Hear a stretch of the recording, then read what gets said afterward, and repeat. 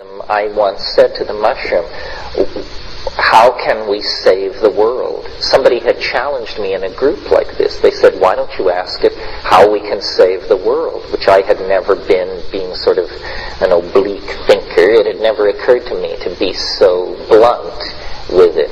But the next time I found myself with it, I said, how can we save the world? And without a moment's hesitation, it said, each person should parent only once.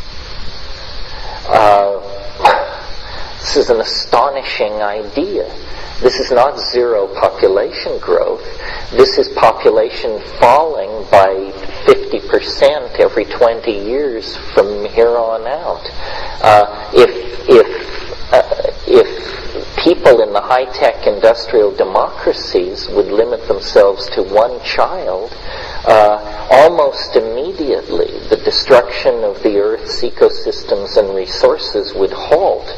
We preach population control in the third world, but the statistics show that to a woman in the first world who has a child, that child will consume between 800 and 1,000 times more resources in the course of its lifetime than a child born in Bangladesh or some other third world place. So if we were to practice this one person, one child policy in the first world democracies, there would almost immediately be a visible slackening of the pressure on resources. And population is the thing which is driving everything over the edge. And is not allowing any time for full reflection about land use, implementation of technologies, the political directions we want to go in. Because everywhere, you just hurl money at problems like sanitation, detoxification of land, education of children, cleaning up of water supplies, extension of early primary education, and so forth and so on. No matter how much money you throw at these problems, you see no progress because it's all dragged down by burgeoning populations. So, and it's interesting, I've always felt that the way to solve social problems, collective social problems, is to find solutions which advance the agendas of individuals. In other words, some version of enlightened self-interest. And if you think about this one person, one child thing, what we're saying is, how would you like to have increased leisure time, increased disposable income, and the sincere gratitude of humanity by volunteering to limit your procreative activity?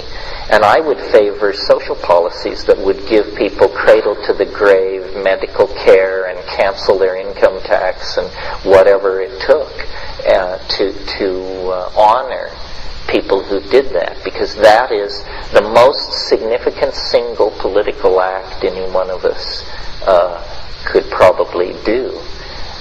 It's very practical. It's a bumper sticker. It astonished me when the mushroom said this. I thought it was going to be a discourse. It said, each person should parent only one child. In a single sentence, it offers probably the only solution to our long-term dilemma on this planet. Can we do it?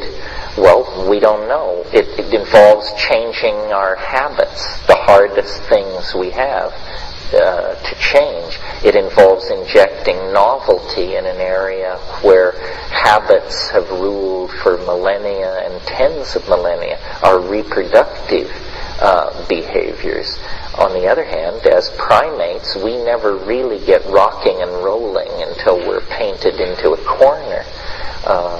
Now, China is attempting to do something like this, but of course they start from a more problematic circumstance than our own.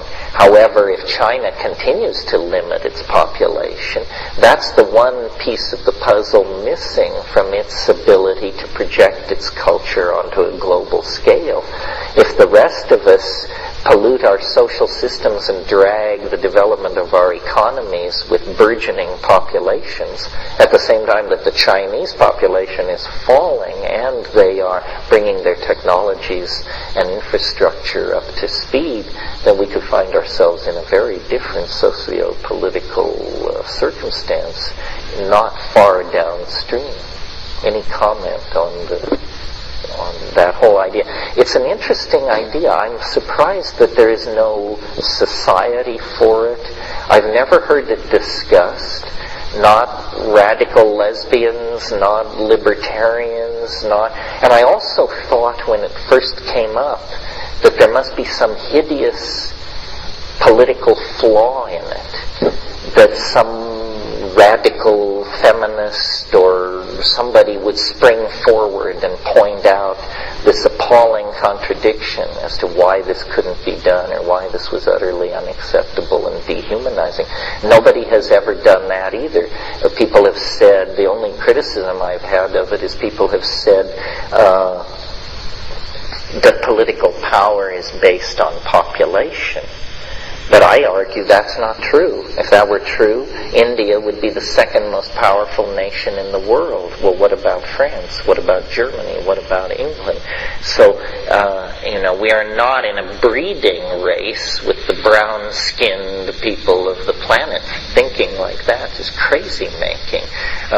What determines the viability of a society is the quality of life that it delivers to the greatest number of people. So I think one person, one child, those of you who haven't yet entered the reproductive phase of your life, you might consider. People have objected and said, well, but children need other children. This is arguable. The nuclear family is not handed down from Mount Sinai. The nuclear family is a late 19th century invention at the convenience of industrial capitalism. If there is a human model handed down from Mount Sinai, it's the extended family group, the aunts, the uncles, the cousins, all together in a long house or a compound. Well, we haven't lived like that in America since the 1840s. It was no way to live anyway. In 1800, the average American woman gave birth 13 times in her life. This is no population, this is not a behavior pattern we want to emulate. I think that we are sentimental, that the concept of the child is some kind of morbid download from 19th century romanticism, and that it's a morbid concept. The child in our society is symbol of innocence and victim of mayhem. It would be, in Amazonian societies that I've observed, children are small versions of adults, and as quickly as they can handle them, they are given responsibilities and roles, and they participate in life, birth, death, sexuality, hunting rituals. There is no this idea that we screen people from the facts of life because they are innocent and fragile. And it's a complete paradox in our society, because while we're dishing out this rhetoric of innocence, we're creating a popular culture so steeped in images of violence and abuse and rape and so forth, that the idea that there are any secrets from anybody is a pretty hollow rhetoric. So we need to re-envision our relationship to children. They are more precious than we have tended to treat them. They are more central to our future than we have tended to admit. And our population policies, if they don't swing around to take cognizance of this, will probably derail all our best intents to build a sane and caring world. Anyway, that's the opinion of an extraterrestrial fungus on a matter of human population.